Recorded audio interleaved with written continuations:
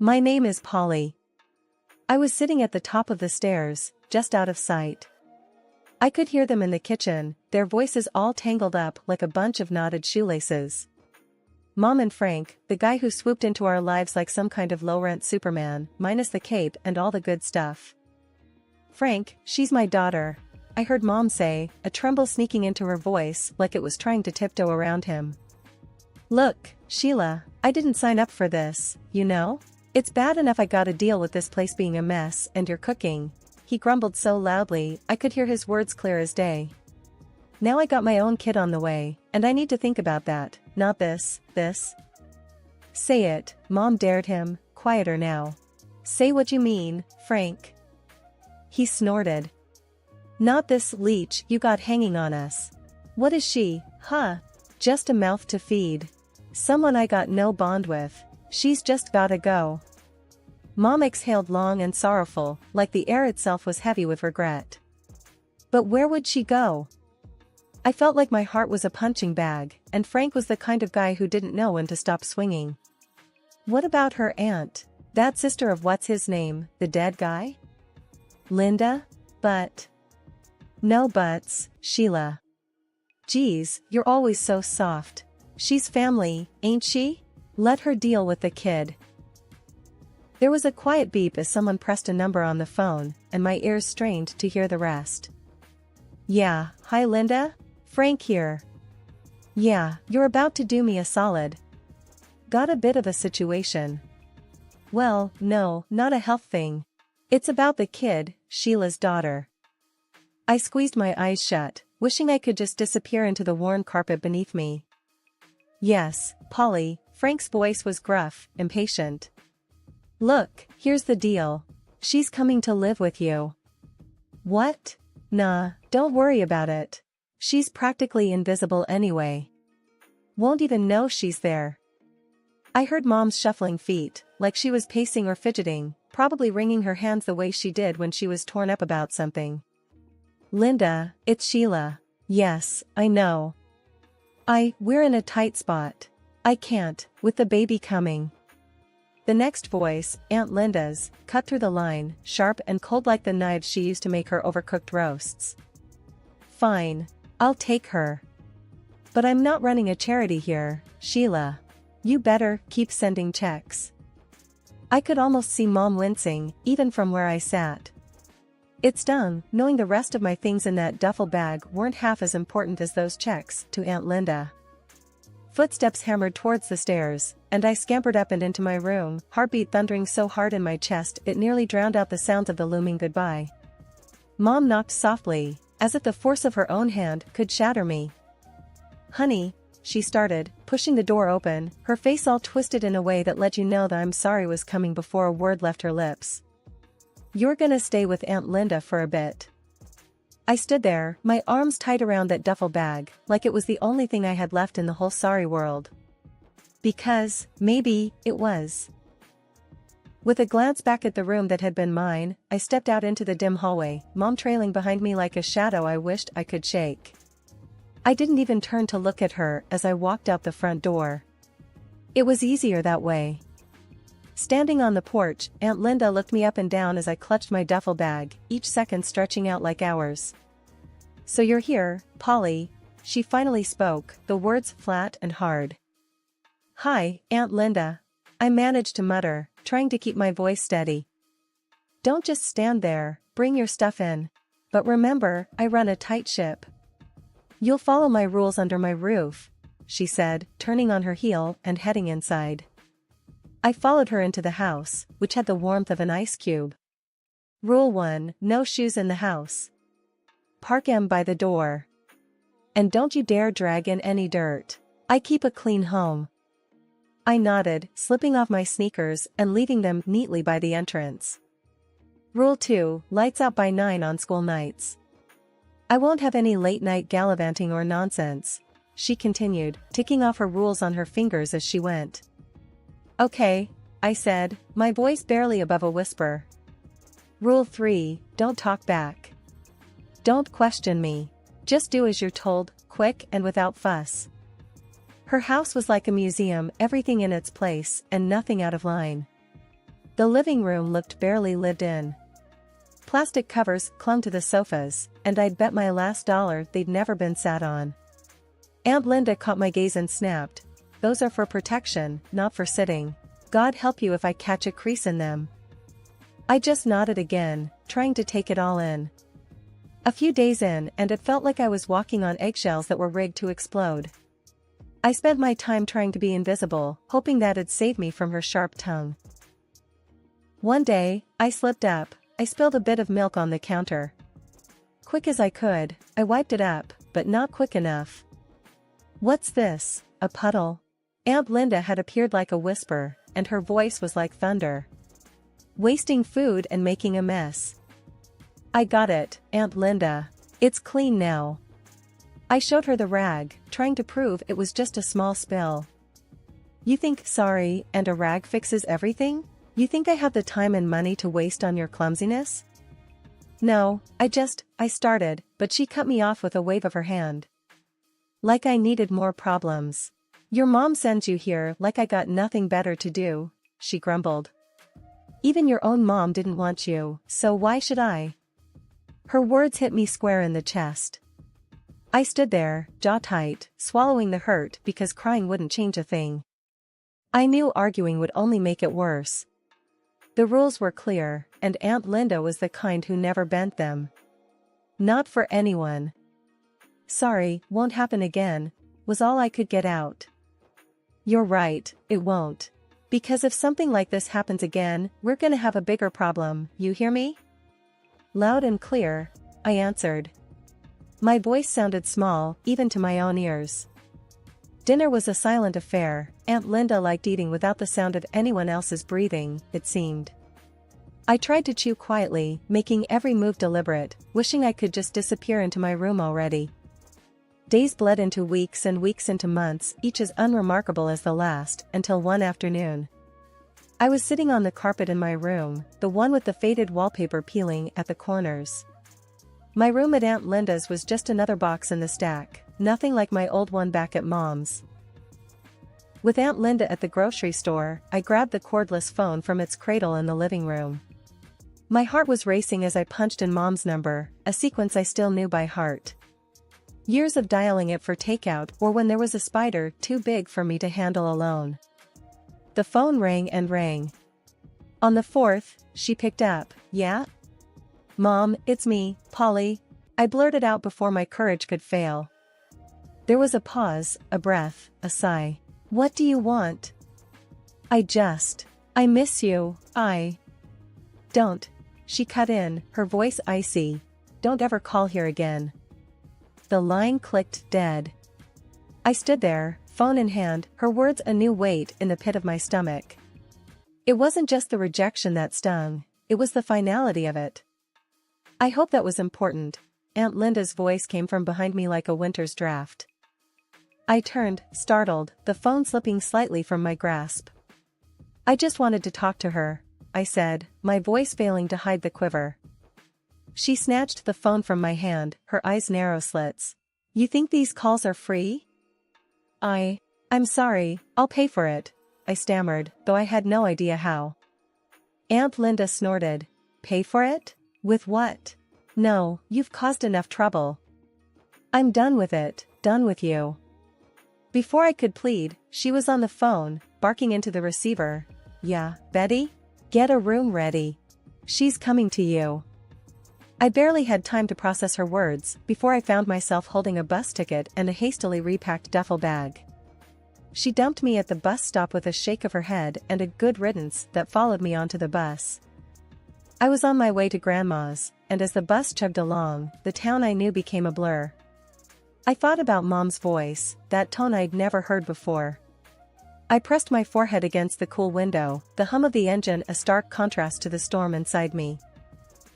Grandma lived in a smaller town a couple of hours away, in a house that was as old but twice as cozy as Aunt Linda's.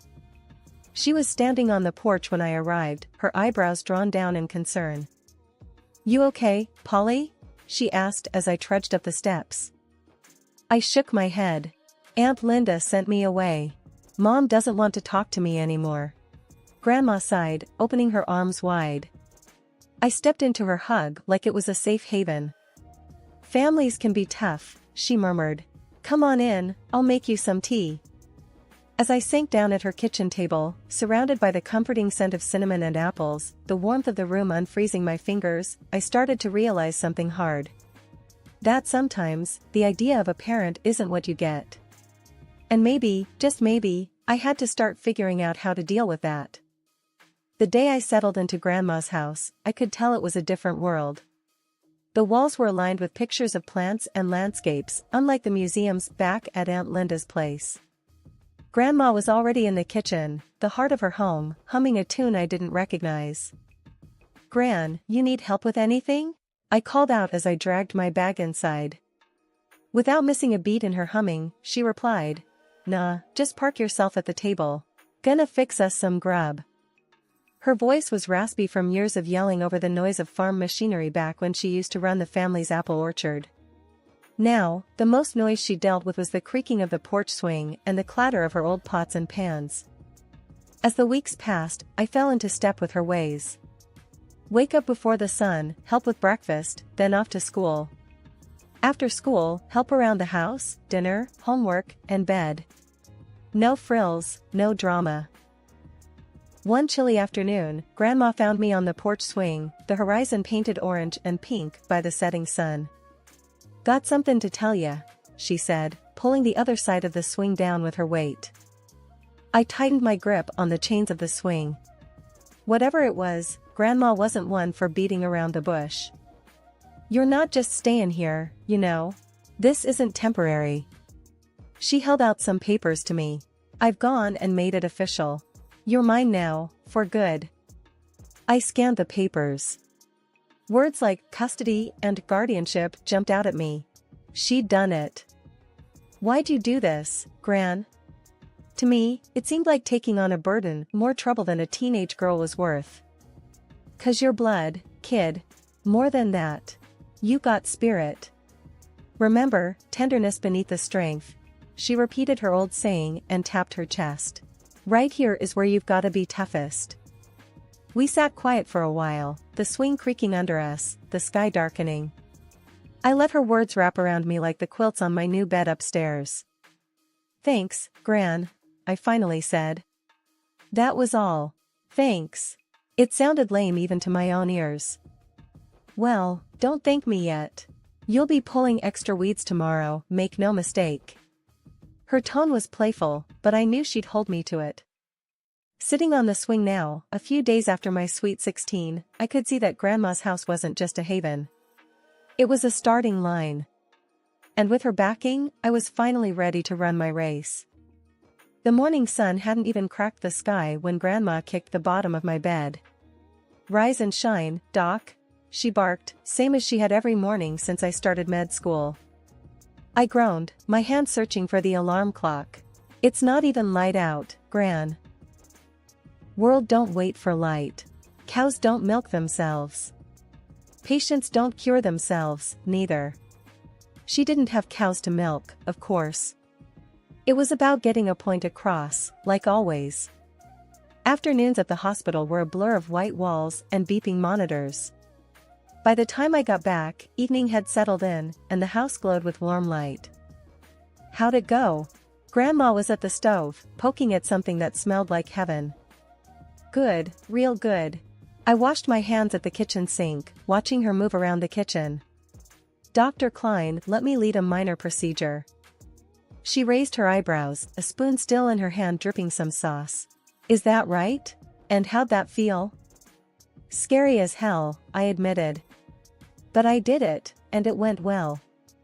"That's 'cause you're made of tough stuff." She plated the food and set it on the small kitchen table. "Earned your stripes today, huh?"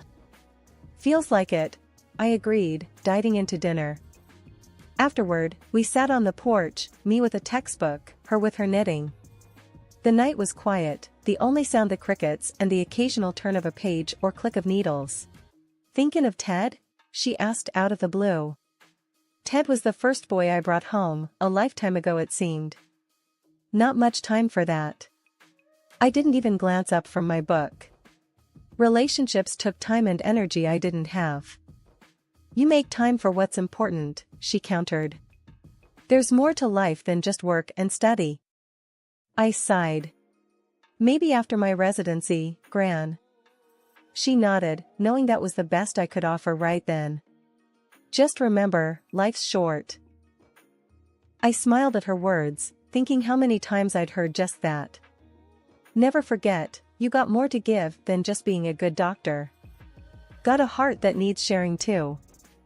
It was in this simple way that she kept my feet on the ground, reminding me there was a world outside medicine, and one day, I'd be a part of that too. We didn't talk much after that.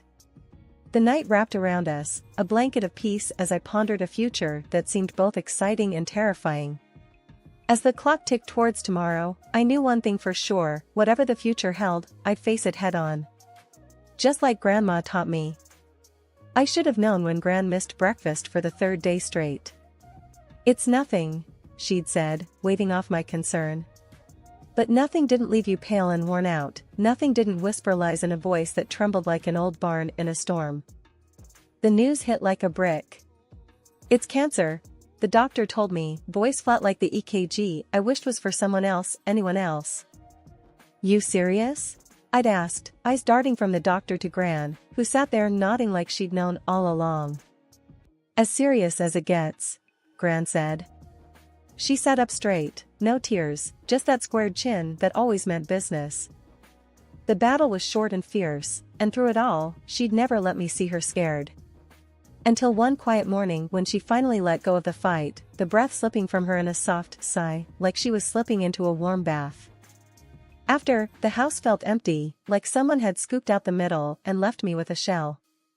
I walked through the funeral like someone else, shaking hands, accepting hugs, hearing murmurs of she loved you like her own. They didn't get it, not really. It wasn't like she was my own, she was my everything. After everyone had gone, I stayed back, leaning on the cool marble, staring at the casket that was too new, too shiny.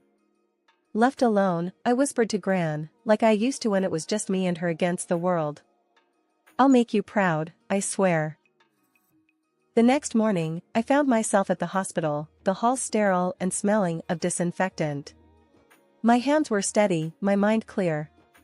This was where I belonged. I might have lost Gran, but I was going to save others, keep going, just like she would have wanted. In surgery, my hands didn't shake. Gran's strength lived in me. Each stitch was a promise, a testament to her legacy, a legacy of love. Love that didn't end with last breaths or in silent funeral halls. It was the love that pushed you forward when life kicked you in the teeth. The love that made you square your shoulders and face each day knowing you were never really alone. Mom always had a flair for drama, like she could smell money from miles away and come sprinting. The doorbell rang one lazy Sunday, pulling me away from medical journals and a cup of coffee. I opened the door and there they were, like some twisted version of a family reunion photo. Mom looked at me with those hawkish eyes, and before I could even get out a hello, she was in with the ask. You've got to share, it's only fair. Half is ours by rights, she said, her hand fluttering around like a bird trying to get out of a cage. Stepdad just leaned in the doorway, arms crossed, a muscle ticking in his jaw. He had that look, the one he got when he knew Mom had a great idea. Sarah hung back, not saying a word, just scrolling on her phone. I couldn't help it, a laugh just bubbled up. Oh, you? For what, exactly? Last time I checked, you kicked me out when I was 11. Mom's eyes narrowed to slits. We put a roof over your head, fed you, clothed you. That has to be worth something. Fed? Clothed? More like rations and hand-me-downs. I crossed my arms, mirroring stepdad. I was not going to be bullied. But Gran, she said, the word almost a slur, she left you everything, and we're struggling here. Stepdad took a step forward. Listen, just give us what we deserve and we can all walk away from this peacefully. I shook my head, a mix of anger and disbelief churning in my gut. Gran didn't leave you a penny, 'cause she knew exactly what sort of people you are. Matter of fact, you remember that whole thing when I was a kid, about where I came from? Well, turns out Gran adopted me when I was a baby, so legally, I'm not even obligated to give you the time of day, let alone any inheritance. Mom went pale as a sheet, her mouth opening and closing like a fish. No. Sarah looked up then, her face confused. What's she saying, Mom? Stepdad's face transformed into a dark cloud. She's saying we're not getting a damn thing. That's right, I affirmed. You won't get anything from me. You'll regret this, Stepdad growled, a vein bulging in his neck. I stepped out, bracing myself against the frame of the door, the morning sun hot on my back. Is that a threat? I asked, my voice steelier than I felt. He squared his shoulders, but I wasn't 11 and scared anymore. It's a promise. Mom grabbed his arm, giving me a look that could curdle milk. Let's go, she hissed. I stepped back inside and closed the door, the click of the latch loud in the quiet house. Gran was gone, but she left me more than money. She left me the courage to stand up to them and the sense of worth they'd tried to take from me. Neighbors gave me the heads up with a quick call, that sort of just thought you should know ring that meant trouble. Your mom and her lot set up camp in your grandma's old house, they said, all concerned and a bit gossip-hungry. That house was mine and mine alone, Grandma made sure of that. The nerve of them, thinking they could just move in and not one soul would tell me. Guys, I said, knocking on the door louder than necessary, you can't just crash here. This isn't a motel. Mom yanked the door open, a fake smile plastered on her face. Polly, we're family, she exclaimed, leaning against the doorframe like she owned the place. Stepdad loomed behind her, his look less welcoming. We're not going anywhere. This is as much ours as it is yours, he stated with that smug smirk that made my blood heat up. I clenched my fists, feeling the weight of the keys in my pocket.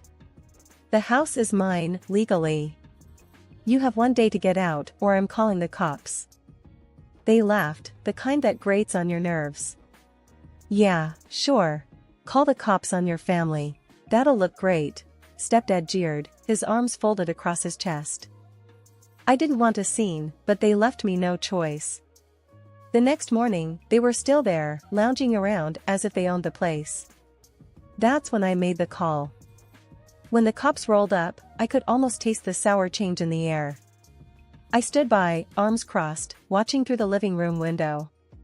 Ma'am, sir, you need to leave the premises. Now, one officer said firmly, his hand resting near his belt. But she's my daughter, Mom tried to plead, her voice shifting to desperation. And I'm her stepdad, added Stepdad, that tick in his jaw back like a storm warning. Doesn't matter. You don't own this house and the owner wants you out, the second cop chimed in, stepping forward. They'd finally stopped laughing. I could see the realization dawning on their faces, the reality that they couldn't bulldoze their way through life anymore. I didn't budge until their car was a speck in the distance, and then turned to face the empty house. It felt like taking a deep breath after being underwater too long. It was quiet, the kind of peace that comes when a storm has passed and left clear skies in its wake. Stepping into the house, the air felt different, lighter. Grandma's voice didn't echo the way it did before, now it was in my own head, words that came like a bomb, soothing over years of scars. With each step, I started to reclaim the space. The kitchen, where Grandma taught me to bake, the living room, where she healed my teenage heartaches with ice cream and tough love, and her bedroom, where she'd say prayers that I'd find my way in a world that could be cruel and unforgiving. I made coffee, the aroma filling the space, binding me to this house, this moment. Sitting at the kitchen table, I raised my cup to the new day. Justice served, and served well.